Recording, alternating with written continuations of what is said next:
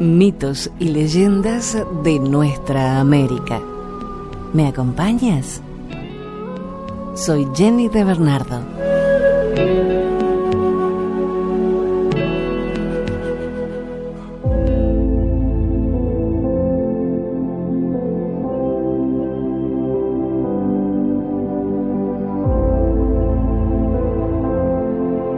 Desde Perú compartimos la leyenda del río Hablador.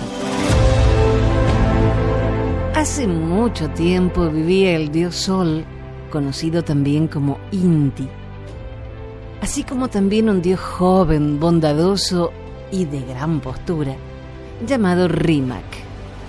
Él gustaba de bajar al mundo de los humanos cada cierto tiempo para contarles bonitas historias, y se ganó el cariño y respeto de los humanos. Un día Rímac miraba hacia la tierra por una de las ventanas del Palacio Dorado, acompañado de otros dioses, y notaron con inquietud que las llanuras empezaron a sufrir de sequías, así como todas las plantas que fueron rápidamente marchitándose.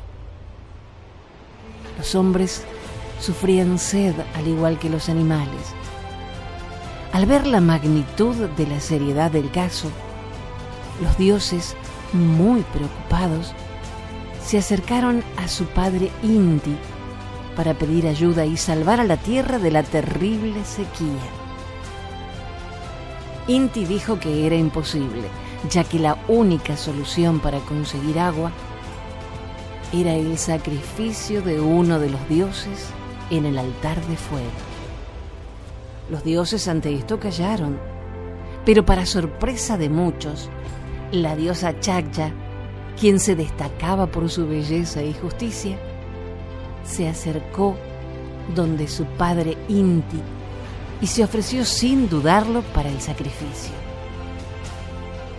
Por otro lado, Rímac, que adoraba a su hermana, se arrodilló ante su padre implorando su atención y pidió ser él el sacrificado en lugar de su hermana. Chakya, agradeciendo su gesto, no aceptó y le dijo que los hombres lo extrañarían mucho por sus maravillosas historias. Sin embargo, tras la persistencia de Rímac, Inti aceptó resignado el sacrificio de ambos.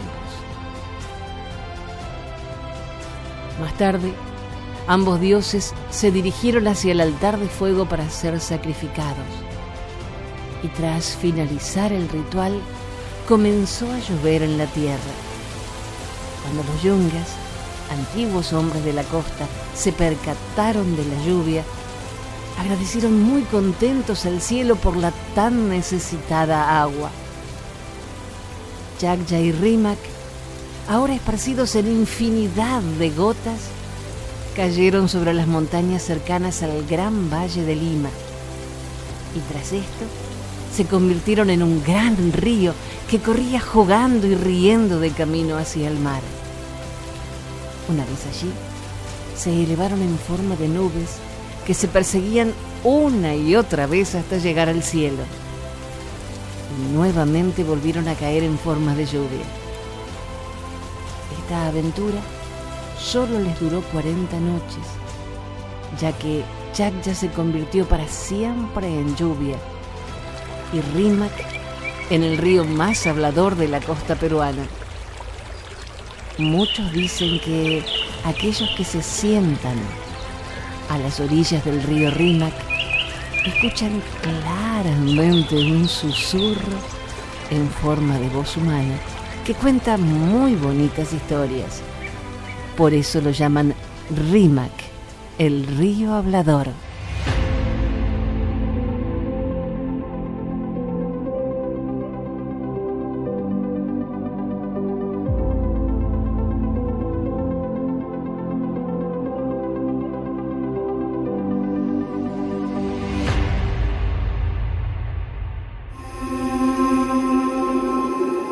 La boa y el tigre. Por el camino que lleva a Misahuallí, A 6 kilómetros de Puerto Napo, en la comunidad de Latas, vivía una familia indígena dedicada a lavar oro en las orillas del río Napo. Un día la madre lavaba ropa de la familia, mientras la hija más pequeña jugaba tranquilamente en la playa. Tan concentrada estaba la señora en su duro trabajo que no se percató que la niña se acercaba peligrosamente al agua, justo en el lugar donde el río era más profundo. Una súbita corazonada la obligó a levantar su cabeza, pero ya era demasiado tarde.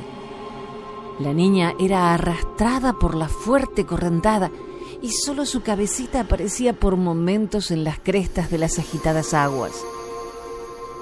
La mujer, transida de dolor y desesperación, hincando sus rodillas en la arena, implora a gritos: ¡Yay, adiós! ¡Yay, adiós! Te lo suplico, salva a mi guagua. Y, oh sorpresa, la tierna niña retorna en la boca de una inmensa boa de casi 14 metros de largo, que la deposita sana y salva en la mismísima playa. La mujer, abrazando a la niña, llora y ríe agradecida. Desde aquel día, la enorme boa se convirtió en un miembro más de la familia, a tal punto que cuando el matrimonio salía al trabajo cotidiano, el gigantesco reptil se encargaba del cuidado de los niños. Pero un tormentoso día, cuando los padres fueron a la selva en busca de guatuzas para la cena, la boa no llegó a vigilar a los niños como solía hacerlo todos los días. Este descuido fue aprovechado por un inmenso y hambriento tigre que se hizo presente con intenciones malignas. Los muchachos desesperados gritaron a todo pulmón: ¡Yacumana Marul!, que quiere decir boa del agua. El gigantesco reptil, al oír las voces de los niños, salió del río y, deslizándose velozmente, entró en la casa. Se colocó junto a la puerta para recibir al tigre que trataba de entrar sigilosamente en el hogar de sus amigos. La lucha que se desató fue a muerte. La boa se enroscó en el cuerpo del felino, pese a las dentelladas del sanguinario animal. Los anillos constrictores del reptil se cerraron con fuerza, mientras el tigre la mordía justo en la parte de la cabeza. Al final, se escuchó un crujido de huesos rotos y ambos animales quedaron muertos en la entrada de la casa. Cuando regresaron los padres de los chicos, recogieron con dolor los restos de su boa amiga y ceremoniosamente la velaron durante 2 días, para luego enterrarla con todos los honores y ritos que se acostumbran a utilizar para con los seres queridos.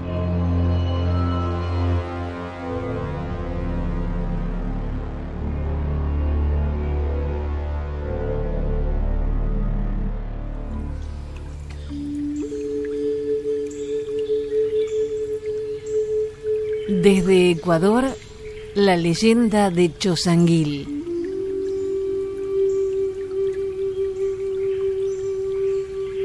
Cuenta la leyenda que Chosanguil en realidad fue la hija del dios del trueno. Nació cuando su padre Pillahuasu, quien en realidad era un alto pájaro de la comarca, se dio por vencido en una contienda habida entre los huracanes y las neblinas. Nació de pie y con los ojos brillantes para desafiar las tempestades. Píllaro era conocido en aquellos tiempos como Altar del Trueno, lugar en donde los espíritus disolutos de las montañas de los Llanganatis se congregaban para practicar sus rituales, haciendo aparecer oro en los rebordes de las nubes negras, cuando el viento buscaba tener vástagos para que fueran guerreros y hombres que lucharan por la libertad y la justicia. Cuando creció la niña, fue llevada al altar del trueno para que los Atis la pretendieran por esposa, demostrando previamente que son guerreros aptos para luchar por la libertad de su pueblo. Los mayores habían decidido que se desposara con Huayna Cápac, 11º y penúltimo gobernante del Imperio Inca, como parte de la estrategia acordada con el Inca, quien pretendía formar un imperio expandiendo su prole por los 4 costados del mundo. Estaba intrigado por buscar una revolución para ver qué fruto daba la sangre de un conquistador con una madre que tenía el principio y el germen de la libertad. Entonces, ella tomó una piedra encendida que le había entregado Mama Tungurahua y en un altar que había en Huaycotango pidió a su verdadero padre, el dios del trueno y del relámpago, que fecundara en su vientre un hijo para que luchara por la libertad, y que si no se podía cumplir con este pedido, dejara su vientre infértil, por más que el conquistador inca insistiera con ella en el lecho nupcial.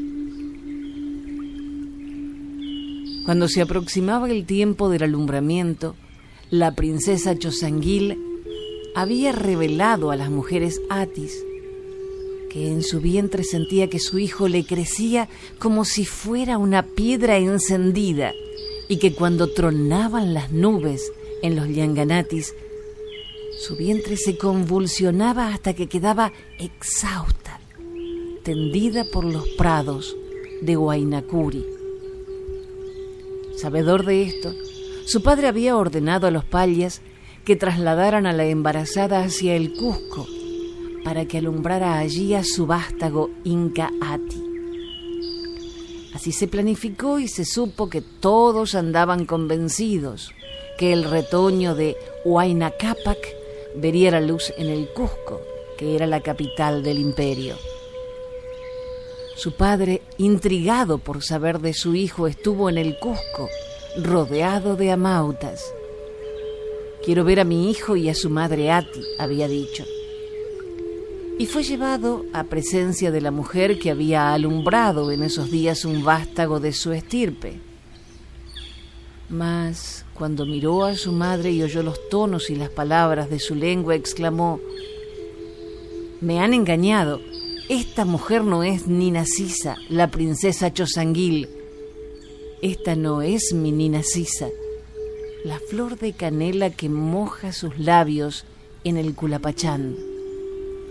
Ella no tiene en sus brazos los arcoíris de Píllaro, ni en sus ojos la melancolía de Tungurahua, ni en su pecho oigo que tiene el latido de la libertad. Acompáñenme. Mañana emprenderemos el camino hacia Chushka, en Píllaro. Allí nos organizaremos para buscar a mi hijo, como se busca al venado libre que está suelto en las pampas, cerca de los apriscos y a la querencia de su madre y de su pueblo. Dicen que Huayna Cápac tardó más de 1 año en llegar a Píllaro, pues se habían presentado muchos inconvenientes en el camino. Cuando ya había cruzado los jardines de Paucarbamba, había subido al mirador de Cojitambo a llenar sus ojos de horizontes. Luego había estado por su palacio de Ingapirca, por Tumipamba, para después emprender su última jornada en dirección a las comarcas de los Atis. En los impresionantes aposentos de Mocha le avisaron que en realidad había sido engañado, que la princesa Chosanguil había sido escondida por neblina y protegida por Illapa, el dios del rayo y de los truenos, al momento que la quisieron montar en una llaminga para que viajara a alumbrar a su hijo, lejos de su patria. Mientras la princesa Chosanguil se perdió en los laberintos de los Lianganatis, ocultada por la neblina, fue reemplazada por una mujer cusqueña que también esperaba un hijo de algún curaca de los ejércitos invasores a los panzaleos.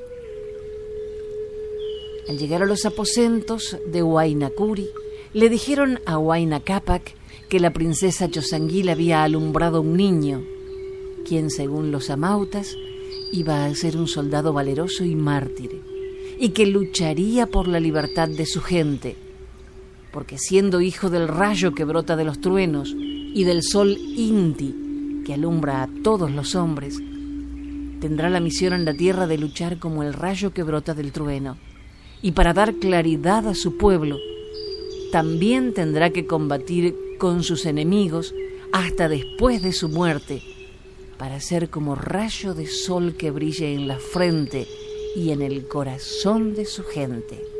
Apareció entonces la madre con su niño cogido de la mano, y en la otra mano, la madre Chosanguil le entregó a Huayna Cápac una gran fuente o collama de barro, donde estaba una piedra encendida y humeante, algunas flechas del combate, una huaraca y una corona de oro. Son los símbolos de tu hijo, dijo la madre. Yo soy la fuente de mi barro y te entrego a Rumiñahui para que le eduques con el fuego que se esconde dentro de las piedras de la libertad.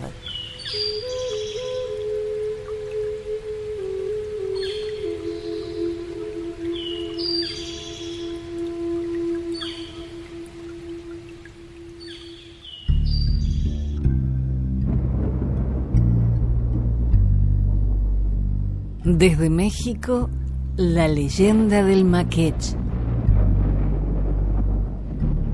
Esta es la historia de una bella princesa que tenía los cabellos como las alas de las golondrinas. Por eso se llamaba Cusán, que es el nombre maya de esta ave. Las historias de la belleza de Cusán se contaban en todo el reino, más allá de los muros de la ciudad sagrada de Yaxchilán. Cusán era la hija preferida de Anu Tuntuxcan, el gran señor que se sumerge en el cielo. Era alegre y feliz, y su rostro brillaba como el sol cuando su padre ponía a sus pies los más bellos tesoros de guerra. Cuando Cusán tuvo edad para el matrimonio, su padre concertó la unión con el hijo de Alach Winik, de la gran ciudad de Nanchan, el príncipe Ekchapat, el futuro señor del reino. Cusán aceptó la elección de su padre. Un día, al regresar de la guerra, el rey envió los tesoros del botín a Cusán. Cuando la princesa fue a la sala del gran palacio para agradecerle a su padre el rico presente, lo halló acompañado de un hermoso joven llamado Chalpol, cabeza roja, porque su cabello era de color encendido. Sus almas quedaron atrapadas en un lazo de fuego. El corazón desbocado de la princesa solo hallaba sosiego en el nombre de Chalpol. Juraron no olvidarse nunca y se amaron con locura bajo la ceiba sagrada, donde los dioses escuchan las plegarias de los mortales. Todos en la ciudad sabían que Cusán estaba prometida al príncipe Ekchapat de la ciudad de Nanchan. Por eso, cuando el rey supo que Chalpol era el amante de su hija, ordenó que fuera sacrificado. Cusán le suplicó que le perdonara la vida, pero todo fue en vano. El día señalado, Chalpol fue pintado de azul para la ceremonia del sacrificio. Hasta el atrio del templo llegaba el aroma del copal que se quemaba para expulsar los espíritus. Con los ojos llenos de lágrimas, Cusán volvió a pedir a su padre que no lo sacrificara, prometiendo que jamás lo volvería a ver y que aceptaría con obediencia ser la esposa del príncipe de Nanchan. Después de consultar con los sacerdotes, el Alach Winnik le perdonó la vida, bajo la única condición de que su hija se encerrara en sus habitaciones. Si salía, Chalpol sería sacrificado. En la soledad de su alcoba, la princesa entró en la senda del misterio. En el silencio de la noche, fue llamada a presentarse ante el Alach Winnik. Cuando llegó a los patios del templo, sus ojos buscaron los de su amado. Tembló al pensar que lo hubieran sacrificado. Le preguntó a su padre, quien solo sonrió. Un hechicero se le acercó ofreciéndole un escarabajo y le dijo: Kusan, aquí tienes a tu amado Chalpol. Tu padre le concedió la vida, pero me pidió que lo convirtiera en un insecto por haber tenido la osadía de amarte. El mejor joyero del reino lo cubrió de piedras preciosas y le sujetó una de sus patitas con una cadenita de oro. Ella lo prendió a su pecho y le dijo: Makech, eres un hombre. Escucha el latido de mi corazón. En él vivirás por siempre. He jurado a los dioses no olvidarte nunca. Makech, los dioses no han conocido nunca un amor tan intenso y tan vivo como este que consume mi alma. La princesa Kusan y su amado Chalpol, convertido en Makech, se amaron por encima de las leyes del tiempo, con un amor colmado de eternidad.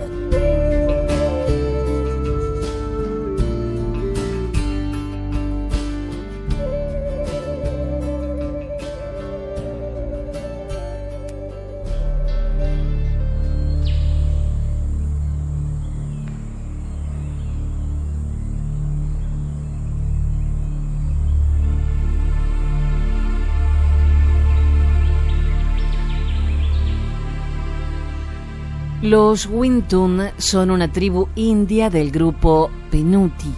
Su nombre significa pueblo. Vivían en la vertiente oeste del Valle del Sacramento, en California. A los Wintun pertenece este relato: El Cuervo Blanco.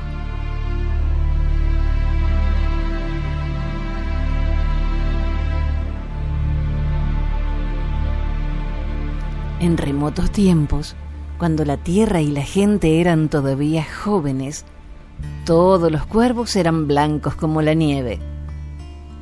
En aquellos tiempos pasados, para sobrevivir, la gente dependía de la caza de los grandes búfalos. Aquellos cazadores no tenían caballos, ni armas de hierro, y muchísimo menos aún armas de fuego. Salían de caza a pie y con armas de piedra y flechas de madera. Aquel era un trabajo arduo y duro, incierto y muy peligroso. A todo eso, además, se sumaba que los cuervos dificultaban la tarea de los cazadores, puesto que por aquel entonces eran los mejores amigos de los búfalos. Sobrevolaban la pradera y vigilaban todo lo que sucedía.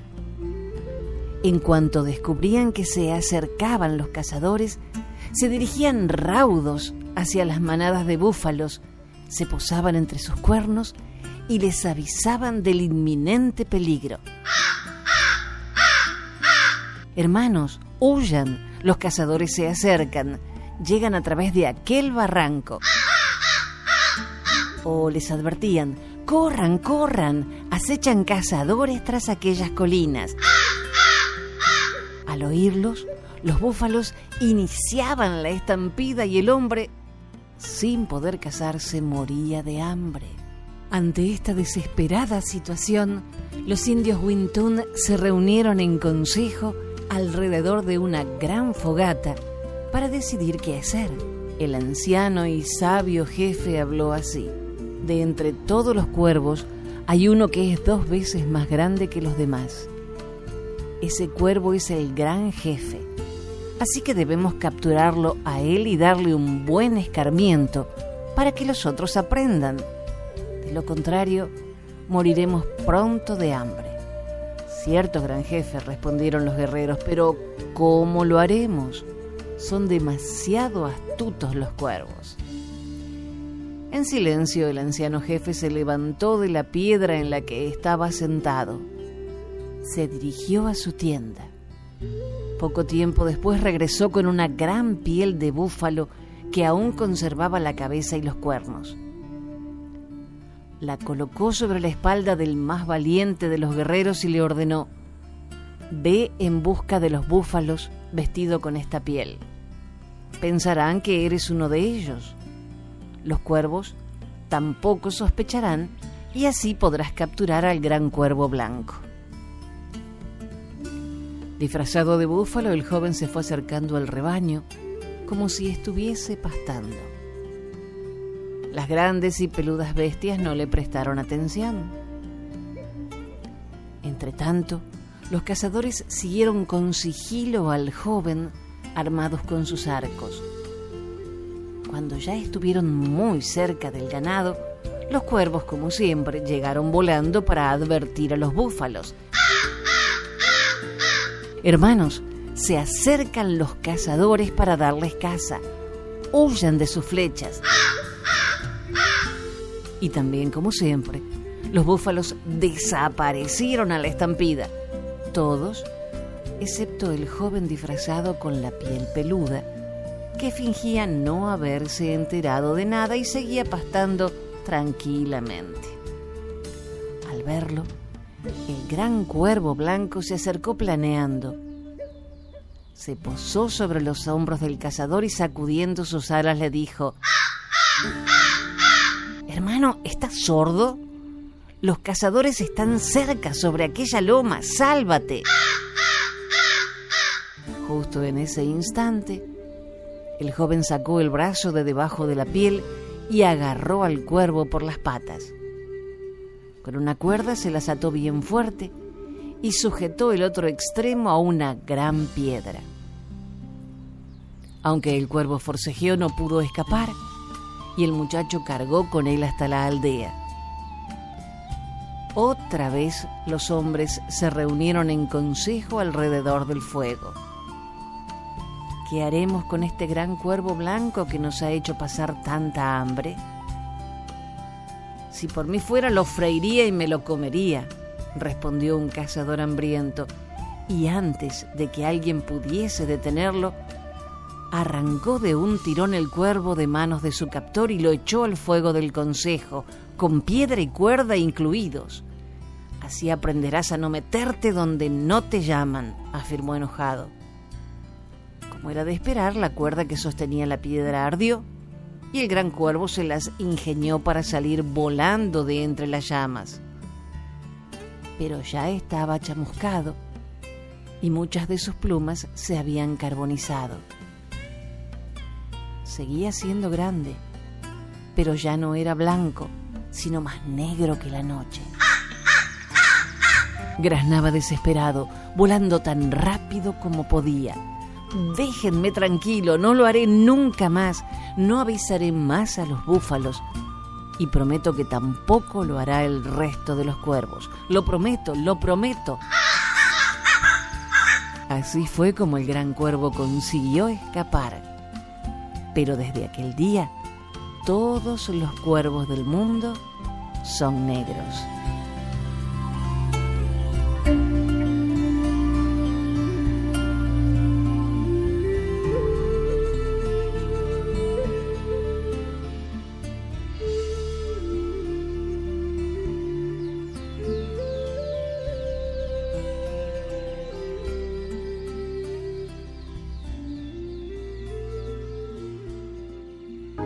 Dijo un escritor y humorista alemán: La memoria es el único paraíso del que no podemos ser expulsados. Recordemos entonces estas tradiciones de nuestra tierra para no olvidar nuestras raíces y seguir construyendo nuestros castillos. Gracias por la compañía. Soy Jenny de Bernardo.